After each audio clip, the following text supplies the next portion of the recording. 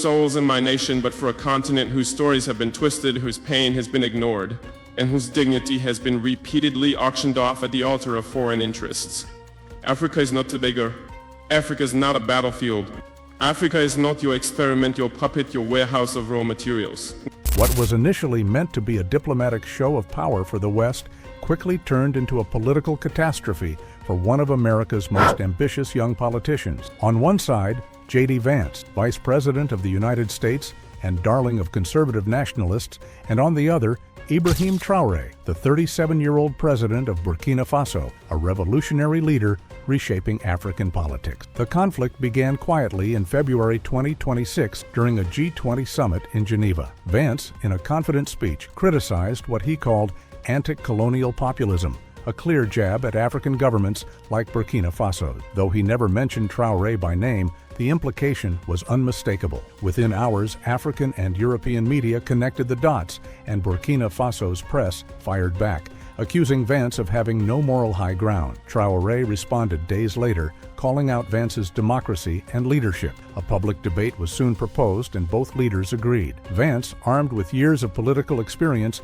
appeared poised to easily flatten Traoré, but Traoré, with his calm and reasoned responses, quickly turned the tide. When questioned about his leadership and ties to non-aligned nations, Traoré countered with substance, comparing Vance's divisive rhetoric to his own work in reducing poverty and improving healthcare in Burkina Faso. Vance, growing more combative, accused Traoré of running a PR campaign instead of governing, but Traoré remained unshaken, calling Vance's leadership into question by pointing out the contradictions in America's foreign policy. As the debate wore on, Vance's arrogance became evident. At one point, he quipped, "Africa has always had governance issues," to which Traoré responded, "And America has always had racial ones. Shall we go there?" This final exchange sealed the debate. Global media declared Traoré the winner, with The Guardian calling it a turning point in the Global South's assertion of power. The aftermath was swift. Vance's performance was widely criticized in America, even by Republicans, with many admitting his failure to connect on the global stage. Meanwhile,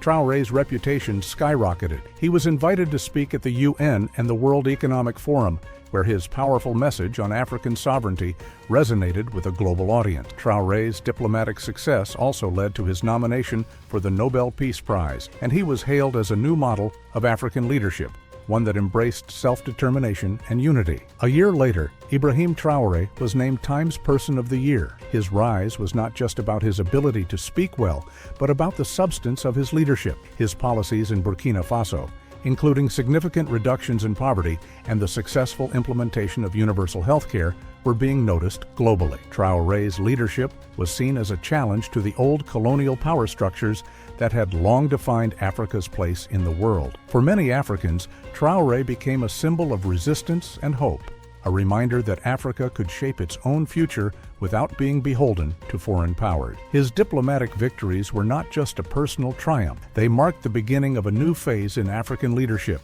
a phase defined by respect, independence, and global influence. In the face of global praise, Traoré remained grounded. He focused on building long-term infrastructure projects and strengthening democratic institutions within Burkina Faso. Despite the challenges he faced, he stayed committed to his vision of an Africa that stood tall, free from the shadows of its colonial past. Meanwhile, Vance's political career began to unravel. The cracks in his public image became more apparent as his supporters fragmented. His failure to connect on the global stage, coupled with his lack of substance in the international debate, made it increasingly difficult for him to regain his footing. As the year drew to a close, Traoré's influence continued to grow. He had reshaped global diplomacy, offering viable alternatives to the traditional structures of global power. His leadership was a blend of fierce independence and strategic engagement, a balance that many global leaders struggled to achieve. His message was clear. Africa would no longer be seen as a pawn in global geopolitics. It would take its rightful place at the table,